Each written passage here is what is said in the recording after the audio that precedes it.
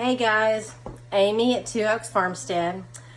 I am doing this quick little video to show you what happens when you bake frustrated. I put a video up a few weeks ago about my awesome chocolate chip cookies. Literally best recipe ever. I spent years perfecting it. Perfect recipe. It makes the perfect cookie. People love them. I'm locally famous for them. People order them all the time. I sell them. I take them to potlucks, and they're great cookies. Okay. Well, in figuring out that recipe, I don't use an actual recipe. It's in my head. I remember it. Now I know what it is, and I can give it to you. But I came home this morning. I got a lot aggravated, and I was really frustrated. And I decided, well, I'm going to come home and bake. I love to bake. It's kind of calming, soothing. I've got a Christmas movie going, and I just decided to start throwing some stuff together and make my boys some more cookies.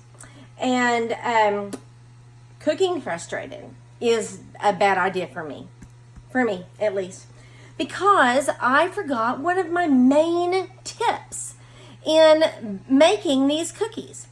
On the video, if you go back, you can see it on YouTube, the Two Oaks Farmstead YouTube, or the A Life on the Farm blog, or if you scroll way back in Facebook or Twitter or Instagram, whatever, you'll see them. The videos are there. Well, I want to show you what happens when you forget stuff. I tell you, one of my main tips is you split your butter and shortening, okay? You don't do an all butter recipe because of this. Do half butter, half shortening, okay? This is what happens when you do all butter. Do you see that paper thin cookie right there? It's because it rose and then it fell immediately. Now, I will say this, it still tastes great. The flavor is phenomenal. However, the texture is wrong. So half of the whole deal is appearance and texture. I mean, that makes a big difference. Now, if you're blindfolded, then the appearance doesn't matter, but the texture still will. Anyway, that's what happens when you go straight butter. Let me show you another one. Okay.